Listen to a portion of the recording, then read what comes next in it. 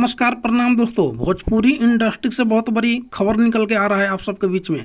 तो मैं आपको बता दूं कि रितेश पांडे का सॉन्ग आ रहा है आप सबके बीच में। तो मैं इस वीडियो में आपको क्लियर करने वाला हूं कि सॉन्ग आ चुका है कि आने वाला है। आप लोग वीडियो को स्किप मत कीजिएगा, नहीं तो आप लोगों को पता नहीं चल पाएगा कि सॉन्ग कब आने वाला है कि आ चुका है। तो चलिए वीडियो स्टार्ट करते हैं। बात करते हैं रितेश पांडे का कि रितेश पांडे का जब सॉन्ग आता है तो मार्केट में सुपर डुपर हिट होता है और हिट कराने में आप सबका मदद होता है। तो फिर से एक नए अंदाज में और पुराने स्टाइल में रितेश पांडे सॉन्ग लेकर आ गया है आप सबके बीच में। गाना का नाम है करंट मारे ले। कौन कौन देखा है इस वीडियो को?